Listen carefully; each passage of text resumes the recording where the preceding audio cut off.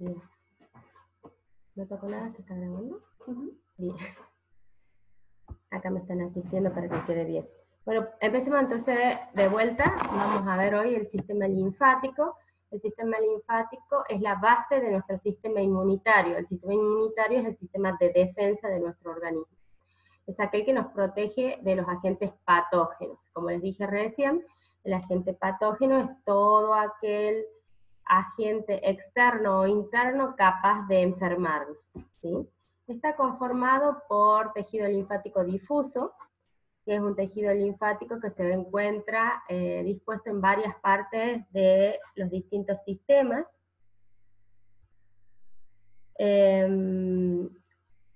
También se encuentra dispuesto en forma de nódulos linfáticos que se van a encontrar en algunos órganos específicos, y órganos linfáticos específicamente como el vaso, el timo y los ganglios linfáticos, ¿sí? También lo podemos encontrar en la médula ósea, ya que la base de este sistema linfático son unas células de la sangre llamadas linfocitos. Ustedes se acuerdan que vimos linfocitos como células de la sangre y como células del tejido conectivo. Y sabíamos que se producía, como toda célula de la sangre, en la médula ósea, ¿sí? ¿Cuál es la célula entonces que va a constituir este sistema?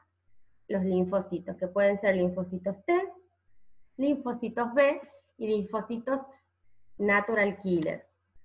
¿Se acuerdan que lo habíamos mencionado anteriormente? Son los asesinos naturales. Ah, no está en la cámara. Bueno. Seguimos entonces. El sistema linfático nos va a dar una inmunidad, que dijimos que era la capacidad de defendernos, que puede ser innata, con aquella con la que nacemos, esa palabra quiere decir eso, innata, nacemos con esa inmunidad, y es inespecífica, ¿sí? No es específica para algún agente, sino es en general, con esa nacemos.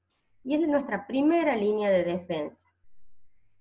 Es rápida, pero como dijimos recién, no es específica. Es más primitiva y no tiene memoria, quiere decir que no va a dejar anticuerpos ni defensa para una nueva exposición. Consiste en una barrera física, básicamente, de una barrera física, defensa química, sustancias de secreción y células fagocíticas, células que son capaces de fagocitar otras células. ¿Sí? Fagocitar se acuerda de digerir otras células. Y la otra inmunidad, la que vamos adquiriendo a lo largo de la vida, gracias a que nos vamos exponiendo a distintos agentes, es la inmunidad específica o adquirida, ¿sí? Que justamente su nombre lo indica, es adquirida porque la vamos adquiriendo a lo largo de la vida con las distintas experiencias, y es específica porque es específica para cada patógeno en sí. Puede ser específica para un virus específico, para una bacteria, para un hongo, ¿sí? Es específica. Por ejemplo, en este caso, generalmente los linfocitos se relacionan más, se acuerdan en sangre, con la defensa sobre virus, ¿sí? Estas son específicas sobre distintos virus. Vieron que a veces decimos que cuando hemos padecido alguna enfermedad, no la volvemos a padecer, o la padecemos en un grado menor de severidad. Por ejemplo, las enfermedades de la infancia, como la rubiola, la varicela, esas son enfermedades virales que una vez que toman contacto con nuestro organismo, este sistema de inmunidad específica o adquirida forma defensa contra esta patología y memoria, ¿sí? Y forma anticuerpos. Por eso es que normalmente nosotros la primoinfección de varicela la tenemos una sola vez, por ejemplo, ¿sí? Implica macromoléculas, participan en células como los linfocitos y células presentadoras de antígenos que ya vamos a ver. Bueno, entonces, básicamente las células que vamos a encontrar. Células del sistema linfático propiamente dicho, que son los linfocitos, que vamos a tener tres tipos básicamente, el linfocito T, el linfocito B y el linfocito natural killer. ¿Sí? El T tiene varios subtipos, que cada uno tiene distintas funciones, no hace falta de eso que nos acordemos, sabemos que tenemos el CD4, que es cooperador, el CD8, que es citotóxico, después tenemos algunos que son reguladores. El linfocito B, que es el linfocito que va a tener linfocitos B de memoria, y plasmocitos, que son los plasmocitos los que van a producir los anticuerpos, o sea, las inmunoglobulinas, ¿sí? Linfocito T, asociado siempre a la inmunidad tisular. Linfocito B, asociado siempre a la inmunidad humoral. Los linfocitos T representan entre el 60 y el 80% de los linfocitos circulantes. ¿Qué quiere decir? Que todos los linfocitos que van circulando en el vaso sanguíneo, en los vasos sanguíneos, el 60 o el 80 son T. El 20 son B y solo un 5 a un 10 son natural killer. Estos linfocitos T maduran en el timo. ¿Dónde se formaban los linfocitos T? Porque eso a veces es pregunta de examen y se confunden. Como su nombre es T y maduran en el timo, a veces confundimos y creemos que se producen en el timo. Pero no, como es una célula de la sangre, todas las células de la sangre se producen en la médula ósea.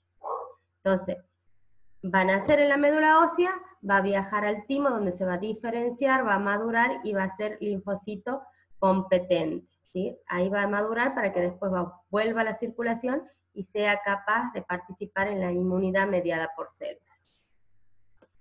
Y los linfocitos B no se llaman B por el vaso, porque uno a veces piensa que puede ser eso, sino porque cuando se los descubre o se los empieza a estudiar, se los empieza a estudiar en un lugar que se llama Bursa de Fabricio, que es, se lo empieza a estudiar en las aves. También se forma en la médula ósea, porque es una célula de la sangre, y madura en la misma médula ósea y en el MALT. ¿Qué es el MALT? Me parece que lo hemos mencionado alguna vez, pero vamos a recordar. Es tejido linfático asociado a la mucosa. Cuando vimos cardiovascular en el teórico pasado, vimos cómo se describían los órganos huecos, que se describían en capas. En este caso, los del cardiovascular tenían nombres específicos, pero por ejemplo, los órganos del tubo digestivo se dividen en capas y sus capas se llaman mucosa, submucosa, muscular y adventicia. Y en esa primera capa que se llama mucosa es donde podemos encontrar tejido linfático. Entonces, lo podemos encontrar ahí en todos los órganos tubulares, como los de la vía respiratoria. Entonces, MALT es tejido linfático asociado a la mucosa de los órganos. Participa en la inmunidad humoral. ¿Y cuál es la función más importante? La de sintetizar anticuerpos. Los anticuerpos son las inmunoglobulinas, ¿sí? Son las defensas que tenemos contra los distintos gérmenes. Participan en el complejo mayor de histocompatibilidad tipo 2. Y luego tenemos los natural killers. Los natural killers eran los asesinos naturales. Estos tenían que ver más que nada con la inmunidad, la que vimos primero, la innata, ¿sí? No la adquirida. Los linfocitos B tienen que ver con la inmunidad adquirida, porque son los que van a fabricar anticuerpos, los que tienen memoria. Representan entre un 5 y un 10% de los linfocitos circulantes, como dijimos recién, forma parte de la inmunidad innata, reaccionan ante células como virus, cáncer o células transformadas, ¿sí? Por medio de la apoptosis, que es la muerte celular programada. Lo que producen es la muerte de esas células que se reconocen como patógenas. Y luego tenemos otras células, que son las células presentadoras de antígeno. Que esto lo habíamos visto cuando vimos tejido conectivo, que de acuerdo a dónde estaban, generalmente son macrófagos. Macrófagos es una célula del tejido conectivo. Y de acuerdo a dónde estaban ubicadas, tomaban distintos nombres. Si lo encontrábamos en el órgano como el timo, podían ser células retículo-epiteliales, no dejan de ser macrófagos y formar parte del sistema fagocítico mononuclear que lo hemos visto en varias ocasiones ya. ¿Sí? Si lo vamos a encontrar en la médula ósea, se van a llamar células dendríticas. Y si lo encontramos en la piel, se van a llamar células de Langerhans. En el teórico que viene vamos a ver piel, y de ahí vamos a ver dónde las encontramos en las células de Langerhans, que no son más que macrófagos, ¿sí? Son células del tejido conectivo que participan en el sistema fagocítico mononuclear, y que de acuerdo a su ubicación es el nombre que puede tomar. De acuerdo en el órgano en el que se encuentra, es en los distintos nombres que va a tomar. Vamos ahora a hablar un poquito de los órganos linfáticos, ¿sí? Los órganos linfáticos específicos, o sea, los que tienen cápsula, son 3. El ganglio linfático, el timo y el vaso. Pero hay formaciones linfáticas que no son órganos, por lo cual no tienen cápsula, pero donde podemos encontrar nódulos y tejido linfático. Por ejemplo, en las amígdalas, ustedes ubican las amígdalas, que las tenemos amígdalas palatinas, esfenoides, adenoides, ¿sí? Y las placas de Peyer, que las vamos a encontrar, que son nódulos linfáticos, que los vamos a encontrar en el intestino grueso y en el apéndice principalmente. También podemos encontrar nódulos linfáticos asociados a la mucosa, como dijimos hoy, de los órganos. Que se llama MALT.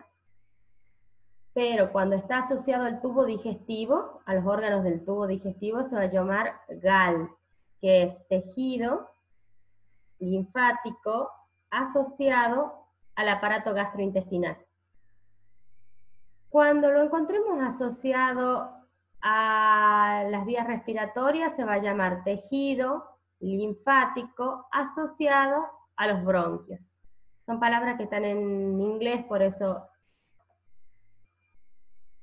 empezamos desde atrás para la traducción, ¿no? Tejido linfático asociado a los bronquios. Y si la vamos a encontrar en la piel, se va a llamar SALT. ¿Sí? Son nódulos linfáticos que podemos encontrar en el tubo digestivo, en la mucosa de los bronquios y de las vías respiratorias y en la piel. Vamos a hablar ahora entonces específicamente de los órganos linfáticos, los que están encapsulados. Cuando vimos la semana pasada, o la anterior, empezamos a ver como aparatos y sistemas, vimos el aparato cardiovascular, y yo les dije que lo primero que había que preguntarse de ahora en más, si el órgano que íbamos a describir era macizo o era hueco. En el caso del aparato circulatorio, nos habían tocado todos órganos huecos, y al ser órganos huecos los describíamos en capas, y cada capa tenía un nombre. En este caso, estos son órganos macizos, y los órganos macizos se describen de una manera distinta. Principalmente la mayoría, o casi su totalidad, tienen cápsula. Entonces ustedes siempre tienen que empezar describiendo qué tipo de órgano es, o sea, qué aparato pertenece. En este caso, el ganglio linfático es un órgano linfoide, ¿sí? Es un órgano del sistema linfático, ¿sí? Es macizo, por lo cual lo vamos a tener que describir de esta manera. Los órganos macizos tienen una cápsula de tejido conectivo denso, ¿sí? Que los rodea, y tienen un parénquima y un estroma, que es el tejido que va a dar las funciones, el parénquima, y el estroma es el tejido que va a sostener ese órgano. Depende del órgano cómo está dispuesto. En este órgano, nuestro parénquima y nuestro estroma está dispuesto en corteza, que es lo más superficial del órgano, paracorteza o corteza profunda y médula. O sea que vamos a tener una cápsula de tejido conectivo, una corteza, una paracorteza y una médula, ¿sí? Los ganglios linfáticos son órganos secundarios, porque no es la función primaria o la única función la de participar en la inmunidad. Además, están interpuestos en el trayecto de los vasos linfáticos y ayudan a filtrar la linfa. ¿sí? ¿Se acuerdan? La linfa era el líquido que quedaba entre los vasos sanguíneos y el tejido. Tienen forma arriñonada o de porotito, con una parte convexa y otra parte cóncava. En la cóncava van a tener la salida de los vasos del órgano. Y por la convexa van a ingresar los vasos linfáticos, ya vamos a ver. Aunque estos órganos están distribuidos en general en todo el organismo, los vamos a encontrar agrupaditos en algunos sitios. Por ejemplo, en la axila, ahí vamos a encontrar ganglios, en la región inguinal, en el mesenterio, que es en la cavidad abdominal. Ustedes saben que podemos encontrar ganglios retroauriculares, o sea, atrás de la oreja, submaxilares, que son los que se nos suelen inflamar cuando estamos enfermos cuando tenemos una faringitis, una angina, ¿sí? Hay sitios donde hay mayor concentración de ganglios, pero en general están distribuidos por todo el organismo. Son pequeñitos. Y como les decía, los tenemos que describir como órgano macizo, siempre envuelto en una cápsula de tejido conectivo, ¿sí? Que este tejido conectivo tiene fibras colágenas y fibroblastos. Su cara interna está limitada por el seno subcapsular. ¿Qué queremos decir con esto? Ya lo vamos a ver mejor en un gráfico para que lo entiendan. Pero sub es debajo de la cápsula, ¿sí? Subcapsular debajo de la cápsula. Y seno en histología suelen ser espacios, ¿sí? Que a veces tienen epitelio o no, endotelio o algún tipo de epitelio plano simple, continuo o discontinuo, pero son espacios. Entonces acá lo que estamos viendo es que tiene una cápsula y debajo de esa cápsula va a haber un pequeño espacio. Después de ese espacio vamos a empezar con la corteza. La corteza tiene la parte más periférica, la que está más hacia afuera, es una parte nodular donde vamos a encontrar nódulos linfáticos o folículos linfáticos. ¿Y esto qué son? Son acúmulos de linfocitos de las células, ¿se acuerdan? De linfocitos B, redondeados, se acumulan en forma de ovillito, de círculo, y forman nódulos o folículos linfáticos. Y entre esos nódulos vamos a encontrar senos trabeculares. Senos, dijimos, espacio. Entonces ya tenemos dos tipos de espacio. Uno que está debajo de la cápsula y uno que está en la corteza. ¿Sí? Ya los vamos a ver bien. Estos nódulos pueden ser homogéneos, llamados primarios, o tener un centro germinativo más claro, llamado secundario. ¿Cuál es la diferencia de estos dos? O sea que podemos encontrar nódulos primarios o secundarios. Si tienen un solo color y son parejos, homogéneos, son primarios. Estos son aquellos nódulos que no han reaccionado a ningún estímulo, a ningún agente patógeno, a ningún antígeno. Son como que no tuvieron contacto con ningún agente patógeno. En cambio, los germinativos secundarios, los que tienen centros germinativos, son aquellos que ya reaccionaron a algún tipo de antígeno, ¿sí? Entonces, primarios no reaccionaron nunca tuvieron contacto con ningún antígeno, y secundario ya reaccionaron a algún tipo de patógeno. Y después tenemos la paracorteza o corteza profunda, que es una zona donde no vamos a encontrar nódulos linfáticos, vamos a encontrar linfocitos dispuestos en forma dispersa, y esta zona se llama zona T dependiente, porque los tipos de linfocitos que vamos a encontrar acá son linfocitos T, pero no son linfocitos T formando nódulos como en la corteza, que teníamos linfocitos B que forman nódulos. Acá están dispuestos en forma difusa en el paracorte. Entonces, en la corteza vamos a tener linfocitos B, en la paracorteza vamos a tener linfocitos T.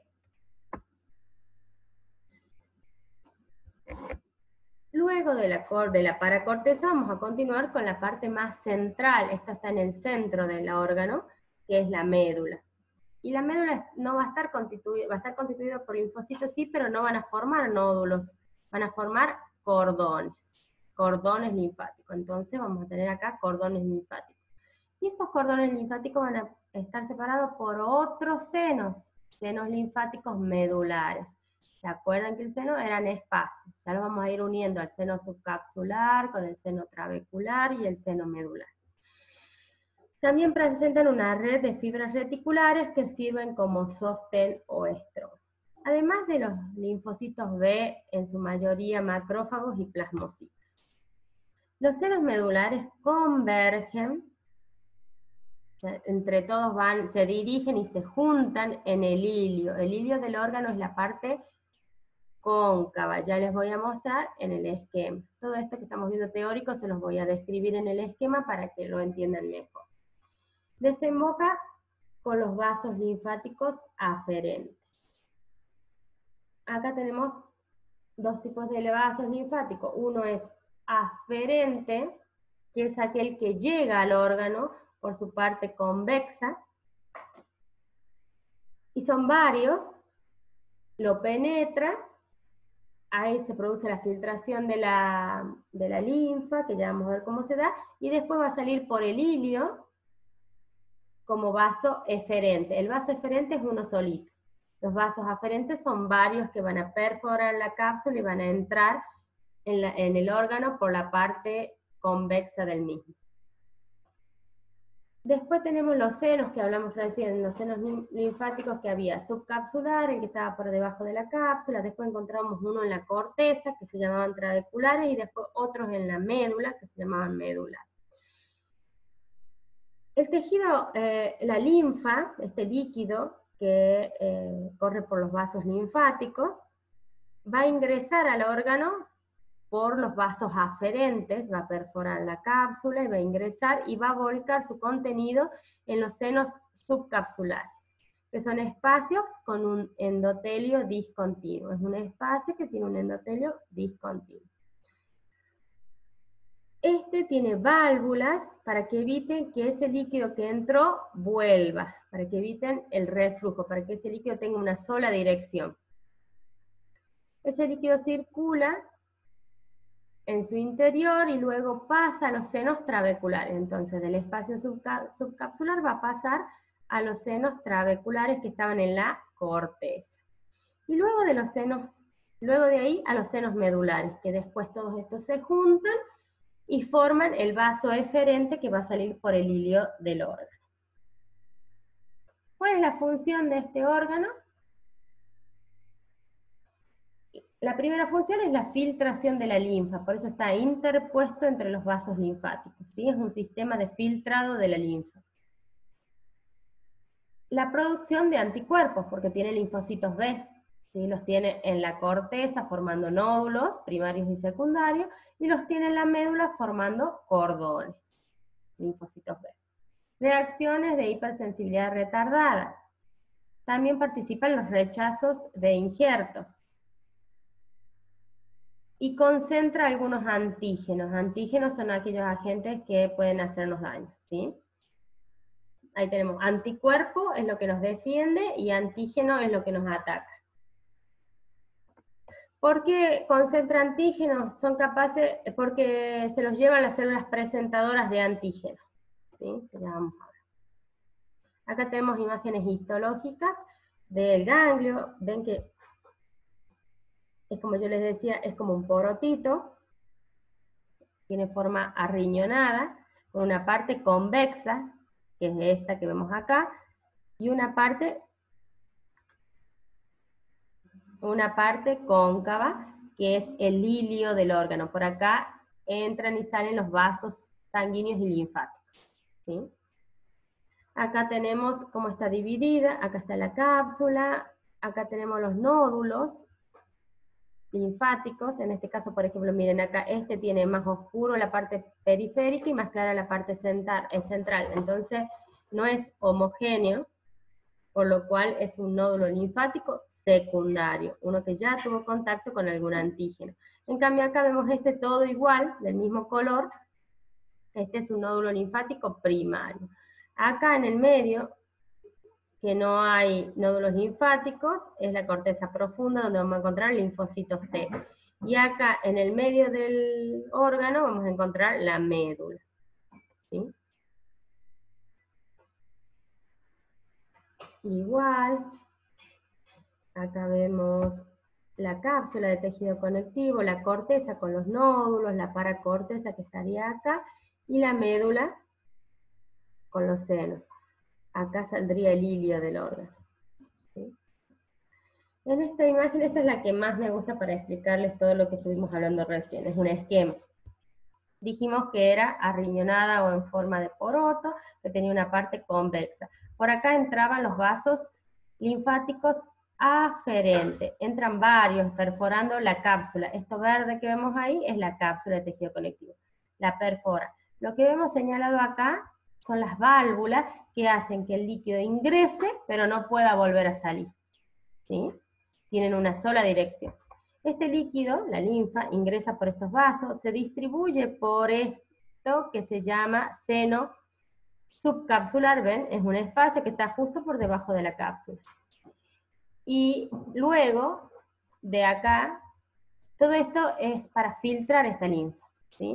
Desde el espacio subcapsular va a entrar por este otro espacio, que está en la corteza, y se llamaba senos trabeculares o senos corticales.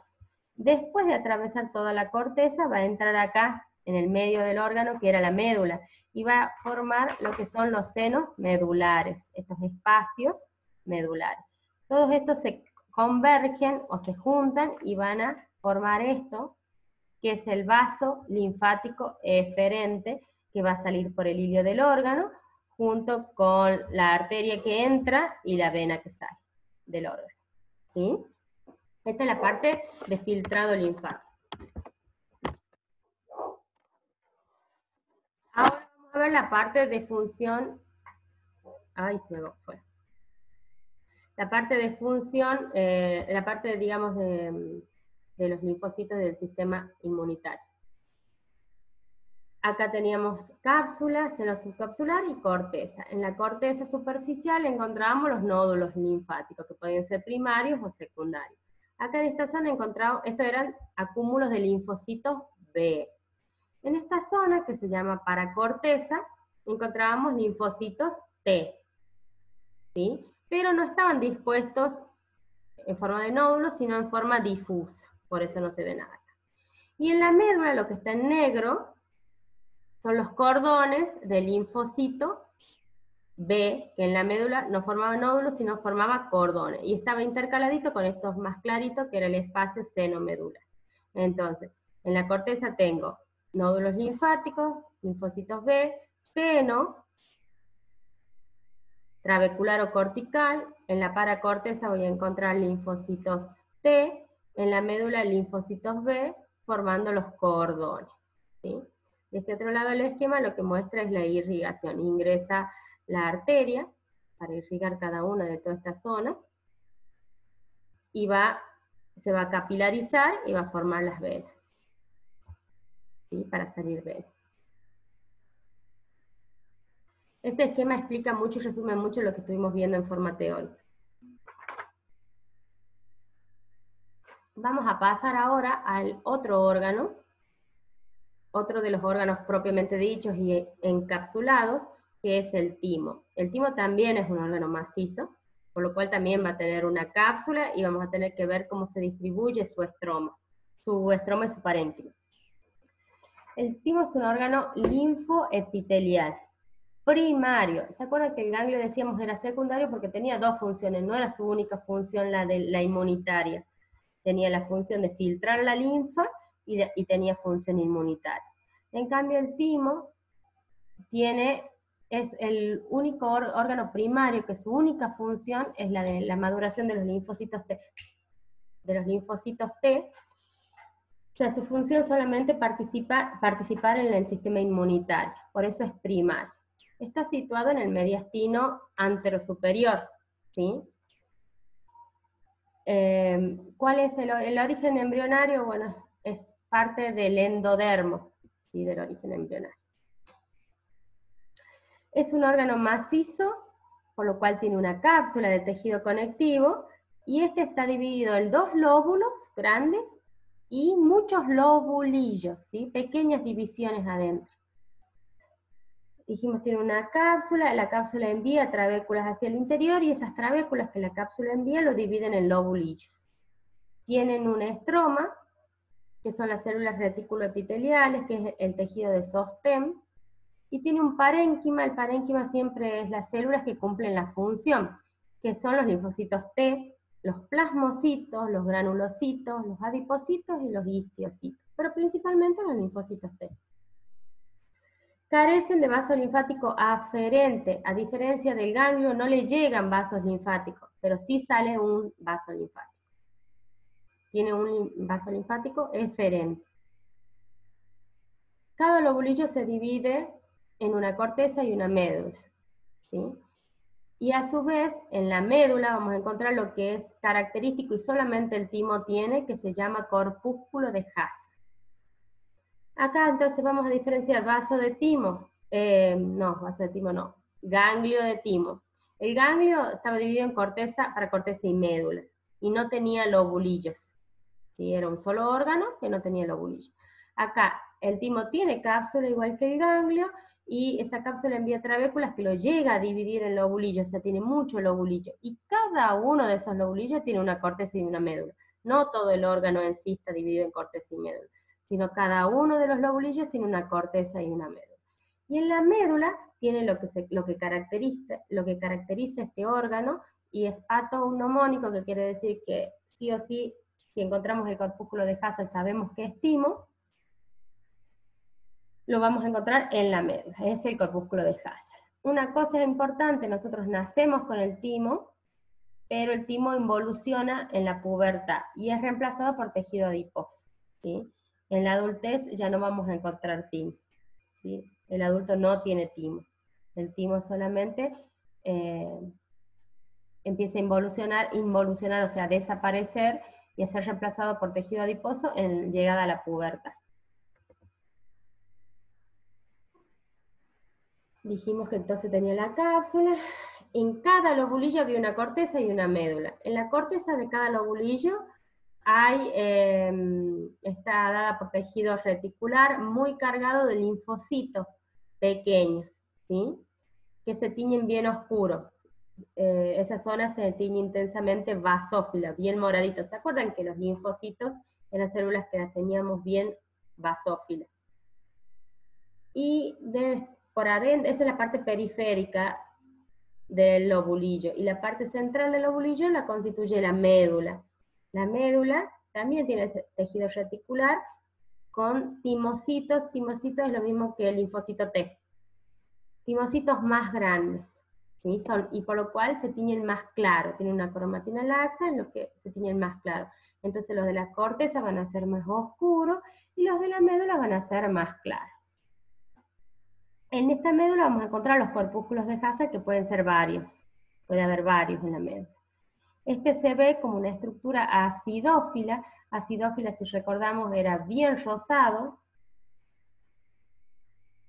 bien fucsia, dispuestas concéntricamente como catáfilas de cebolla. Ya vamos a ver la imagen, se ve que están en láminas que rodean y semejan una cebolla cortada a la mitad.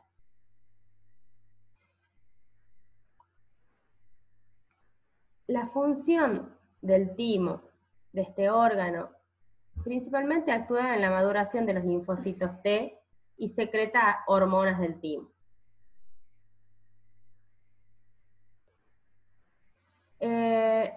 Participa, o sea, tienen una barrera hematotímica que hace que todos los componentes de la sangre no lleguen a atravesar al parénquima del timo, para que no corramos riesgo de que los linfocitos después reconozcan células propias como antígenos, ¿sí? La maduración de linfocitos T, como dijimos, la primera función, actúa en la inmunidad tisular, porque los linfocitos B actúan en la inmunidad tisular, producen una hormona que se llama timopoyectina o timina, que es la que va a estimular a la médula ósea para que empiece a fabricar más linfocitos T. Produce timosina, otra hormona, que completa la transformación del linfocito T en un linfocito T inmunocompetente. O sea, desde el inmaduro que larga la médula ósea, va al timo, y con esta hormona se convierte en inmunocompetente, ¿sí? Ahí madura. Y destruye linfocitos que están genéticamente mal programados, por ejemplo, para atacar sustancias propias del organismo, ¿sí? Hay linfocitos que están programados para causarnos daño, para trabajar contra alguna célula propia del organismo, y ahí el timo aprovecha para controlar eso y destruir estos linfocitos. Acá vemos una imagen histológica del timo. Ve que tiene muchos lobulillos, lo que está acá en línea de punta son los lobulillos. Oscuro por afuera, linfocitos T pequeños, bien basófilos. Y clarito en el medio, acá lo mismo, los otros linfocitos T más grandes, con cromatina laxa, por lo cual se veían más claros. Los rosados que se ven adentro son los corpúsculos de Hazard. Acá, ya lo vamos a ver a más aumento. ¿Sí? Y acá lo vemos a mayor aumento, a mucho mayor aumento. Ven que es redondeado y es como si tuvieran varias capas una sobre la otra, por eso dice en forma de catáfila de cebolla. Acá muestra la cápsula, recordemos que siempre son órganos encapsulados. Esta cápsula es la que envía los tabiques hacia el interior, las trabéculas, que va a dividir en lobulillo. Cada lobulillo, dijimos, tiene una corteza y una médula. Acá vemos un lobulillo, ¿sí? Oscuro, linfocitos T pequeños, más basófilos, linfocitos T más grandes, son más pálidos, y acá vamos a encontrar bien rosado el corpúsculo de Hazard. El otro órgano, el vaso. El vaso tiene el tamaño aproximadamente de un puño cerrado, ¿sí? Es el órgano linfático de mayor tamaño, es el más grande, está situado en el cuadrante superior izquierdo de la cavidad abdominal. Filtra la sangre y tiene reacción inmunológica. El vaso tiene varias funciones, tampoco es un órgano primario de la inmunidad. Tiene función inmunitaria, pero además tiene el filtrado de la sangre, se comporta como un reservorio de sangre, ¿sí? Es un órgano macizo, por lo cual lo vamos a describir igual que los otros, con una cápsula de tejido conectivo denso, de la cual parten trabéculas hacia el parénquima del órgano. Contiene además miofibroblasto. Esta cápsula, a diferencia de las otras, tiene una célula que tiene la capacidad de contraerse. Las otras eran tejido conectivo nada más, la de ganglio y la de timo. En cambio, en el vaso, tienen células que se pueden contraer. ¿Para qué? El vaso es como una esponja, tiene esa consistencia, y es un reservorio de sangre. Con estas células que tienen la capacidad de contraerse, que son los miofibroblastos, hace que ese vaso, esa esponja, se pueda exprimir para expulsar una cantidad extra de sangre. ¿Vieron cuando ustedes hacen ejercicio físico intenso y hacía mucho que no entrenaban o no están en condiciones físicas, y algunos dicen me corté o empieza a dolerles el costado izquierdo, les falta el aire? Bueno, es el vaso que está trabajando extra para bombear mayor cantidad de sangre, ¿sí? Es el que es capaz de mandarnos un poquito de sangre extra cuando lo necesitamos. Es un reservorio de sangre. El vaso no posee corteza ni posee médula, miren, tiene cápsula, pero no tiene corteza ni tiene médula, y es una diferencia muy importante con respecto a los que vimos recién.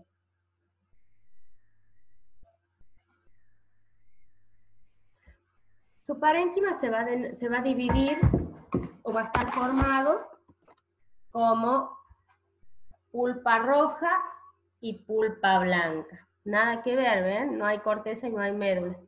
Pulpa roja y pulpa blanca. Vamos a describir un poquito esto. Entonces va a tener una cápsula muy gruesa, que era la de tejido conectivo más células con capacidad de contraerse, y todo su interior va a estar dividido en pulpa roja y pulpa blanca, toda dispuesta, entrelazada, o sea, no hay una parte que tenga solo pulpa roja y otra que tenga solo pulpa blanca. Está toda dispersa dentro del órgano.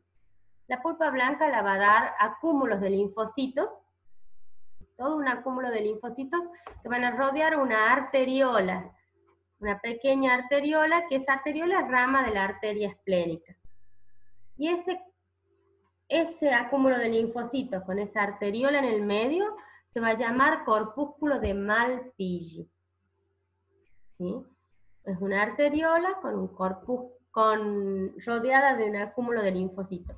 Y eso va a ser la pulpa blanca, no más que linfocitos rodeando una arteriola. En cambio, la pulpa roja se va a dividir en dos partes. Vamos a tener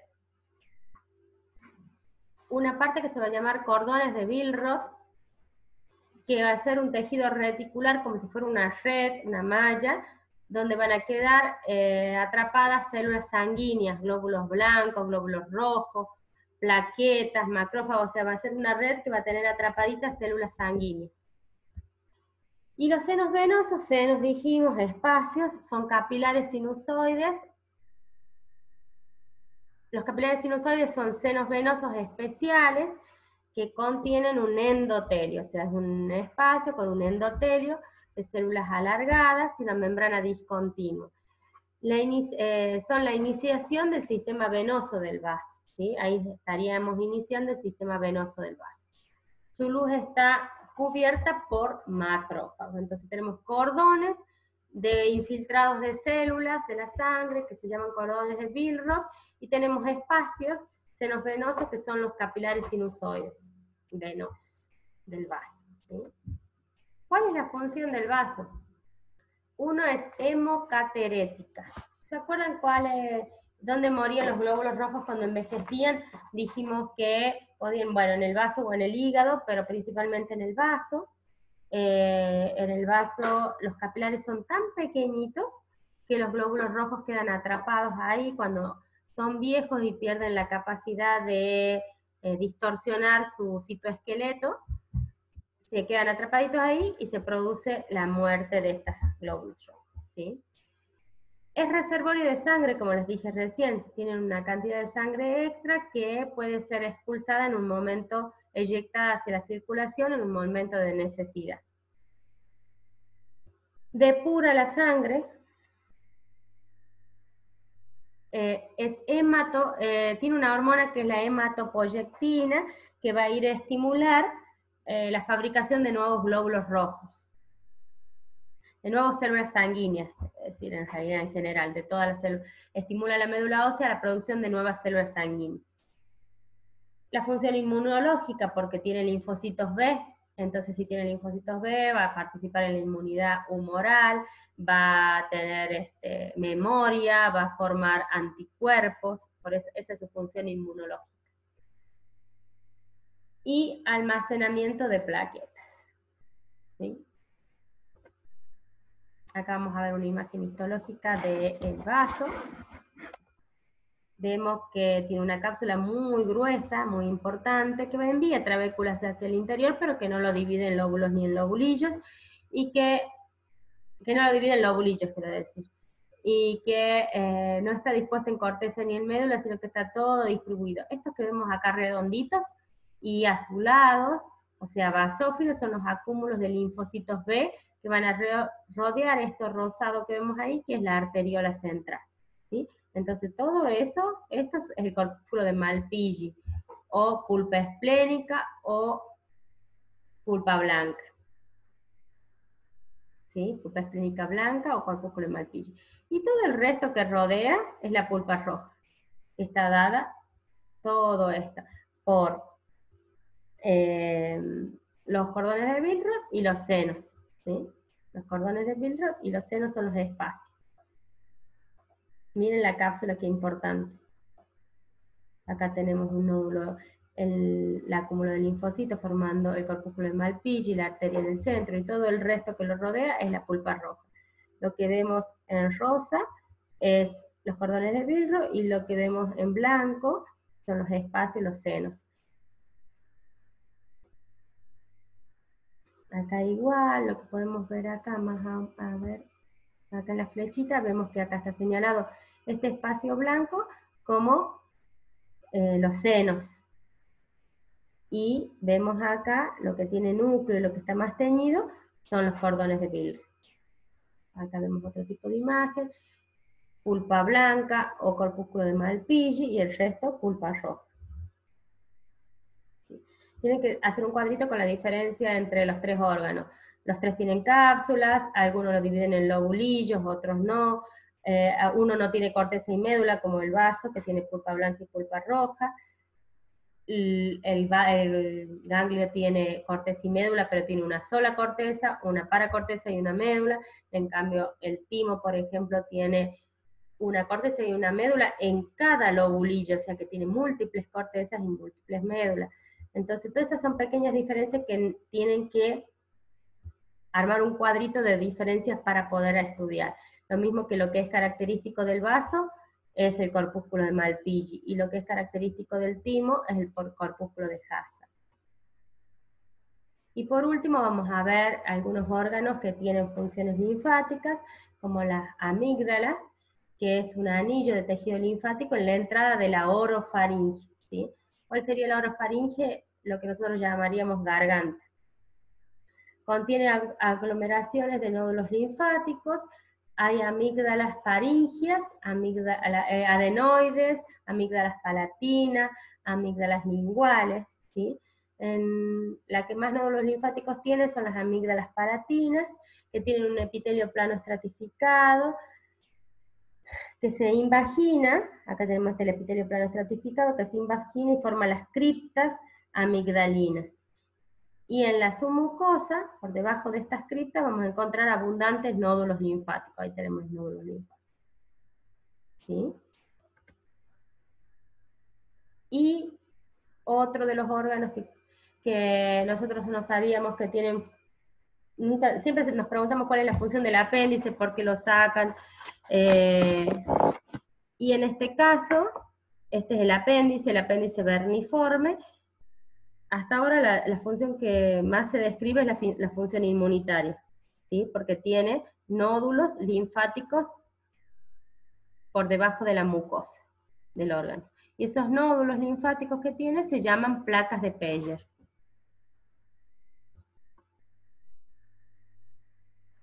Muy bien. Terminamos el tema de hoy. Es un tema un poquito complejo. Necesita leerlo varias veces. Hacer resúmenes, cuadritos, ¿sí? O sobre todo de las diferencias, en lo que pusimos hincapié. ¿Alguna pregunta hasta ahora sobre el tema? Yo, profe, ¿podría explicar lo del apéndice de nuevo? El apéndice es un órgano que es una prolongación del tubo digestivo, ¿sí? Por lo cual tiene las mismas capas que el tubo digestivo, que ya lo vamos a ver. Debajo de la primera capa, que es el epitelio y la mucosa, el apéndice tiene nódulos linfáticos. Se cree que una de las pocas funciones que tiene el apéndice es la inmunitaria. Al tener nódulos linfáticos, que va a tener linfocitos B, entonces puede producir anticuerpos, inmunoglobulina, defendernos contra algunos gérmenes. Porque vieron que se discute mucho y no se sabe bien la función del apéndice, y ante la duda siempre conviene sacarlo antes que dejarlo, porque puede producir una enfermedad, una patología peligrosa, que es la apendicitis aguda, que si no se extrae a tiempo puede perforarse y terminar en lo que se llama peritonitis, que es muy grave y tiene mucho riesgo de muerte si no se interviene a tiempo. Entonces, ante la duda se lo retira, ¿no? Ante no saber si es o no es una apendicitis, se lo retira. Pero porque nos encontraban funciones, es la única que se cree que puede tener hasta ahora, que es la de defensa, ¿sí? Por estos nódulos linfáticos que tienen linfocitos B. Lo mismo que las amígdalas, vieron que muchas veces se retiran las amígdalas, y en realidad no conviene retirar las amígdalas, sí, tienen una gran función de defensa de linfocitos, también de linfocitos que defienden de todos los gérmenes que tenemos en la boca, que pueden producir enfermedades como angina, faringitis y todo lo demás. Se retiran solamente cuando no dejan respirar, cuando el paciente ronca mucho, cuando son demasiado grandes, que no dejan oxigenar bien durante la noche. Pero si no, se conviene dejarlas porque son defensas del organismo. Si vos las sacas, lo mismo se enferman, pero el germen entra directamente sin tener una barrera de defensa, que serían las amígdalas. ¿Alguna otra duda sobre el tema? Profe, los linfocitos T, ¿dónde dijo que se producían? Los linfocitos T, como todas, buena pregunta para que lo aclaremos. Como todas células de la sangre, ¿dónde se produce? En la médula ósea. En la médula ósea. Los linfocitos T, los linfocitos B y todas las células de la sangre, no duden nunca que se producen en la médula ósea. De ahí viajan hacia el timo para que maduren. Cuando se producen en la médula ósea no son inmunocompetentes, o sea que todavía no tienen la capacidad de producir la inmunidad mediada por células, o sea, de defendernos. Tiene que ir al timo y en el timo madura para poder recién participar en la inmunidad. O sea que en el timo maduran, se capacitan, pero se los produce la médula ósea. Suele ser una pregunta engañosa siempre de histología en todas las carreras, y te ponen como opción, te preguntan dónde se produce y te ponen como opción, dentro de las opciones, el timo, y lo primero que a uno le suena rápido es timo, porque es T y sabemos que siempre están madurando en el timo, así que siempre se opta por eso, sin pensar, pero no, tenemos que ver qué nos están preguntando. Sí maduran en el timo, se capacitan en el timo, pero la médula ósea los produce. Bien, gracias, profe. ¿Alguna otra preguntita? Bueno, si no hay más preguntas, es medio complicado, pero bueno, con tiempo de leerlo, lo hice lo más simple posible. Tenemos los 3 órganos principales donde tienen que saber bien diferenciar las características de uno con el otro, y algunas generalidades de los linfocitos T, B y natural killer, ¿sí? Bueno, chicos, nos estamos viendo. Ahora voy a ver si termino de grabar para subirles esta clase a la plataforma, y la semana que viene vamos a estar encontrándonos con piel.